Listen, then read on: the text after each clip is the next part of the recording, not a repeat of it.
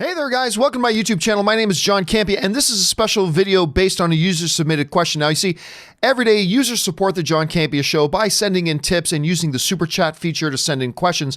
But when somebody sends in one that's like over $50, which doesn't happen a lot, but when it does, I like to honor that by answering the question in its own standalone video. And that's what we're gonna do right now. And this question came in from Julius Goodwin, who writes, just wanted to first wish you and yours a very happy holidays. Thank you very much, Julius. To you and yours as well, my friend. No spoilers, but I just wanted to know how you're feeling about the Crisis on Infinite Earths crossover.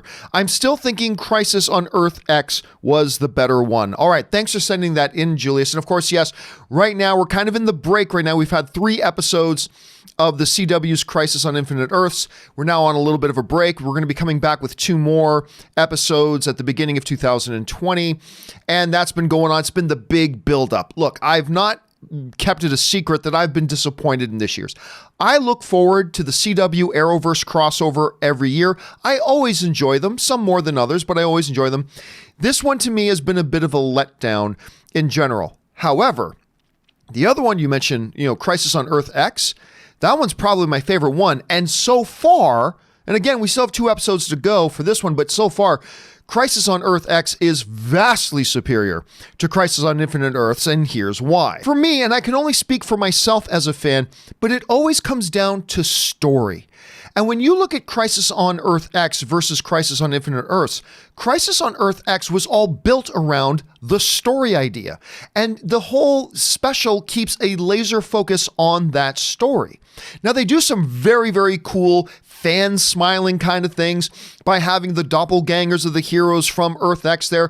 Oliver's the one who's taken over the world. He's married to Supergirl. We got Reverse Flash there and all that kind of stuff. All the mayhem and, their own, versions of the Gestapo and everything to make bad guys they do. But it was always connected and always in service to the story of what was going on in Crisis on Earth X. They even include some things that tease things to come in the CW universe. That's where we got our first exposure to Flash's daughter. She was in that as well. So they did some future posturing. They did a little bit of fan service, but it was always done in service to the story that they were doing. And every episode of that crossover was laser focused on that.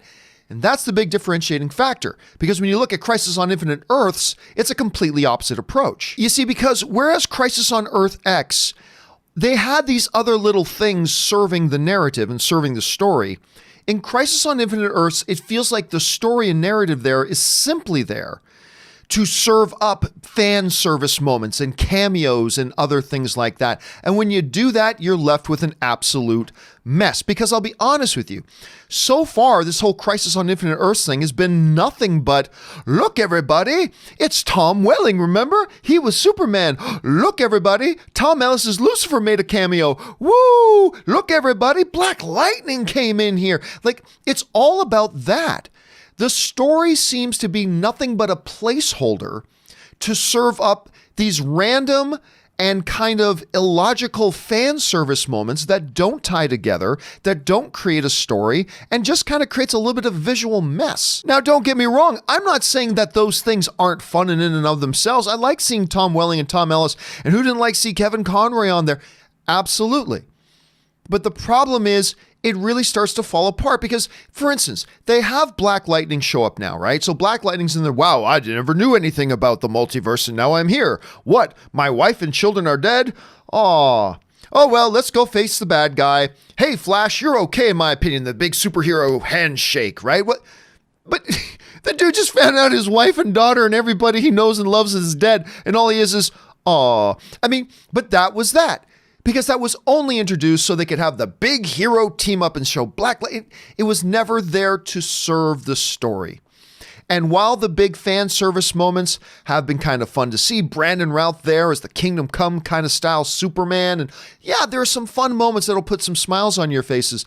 But again, I believe that the big differential thing here is that Crisis on Earth X believed that all that fan service stuff was meant to serve the story and the narrative was the backbone, whereas the story and narrative in Crisis on Infinite Earths is simply there as a placeholder to give them an excuse to plop in all these fan service moments, and that's the real difference. And that's why, to me, Crisis on Earth X is vastly superior, again, so far, because there are 2 more episodes to come in Crisis on Infinite Earths, but so far, Crisis on Earth X is the way better one.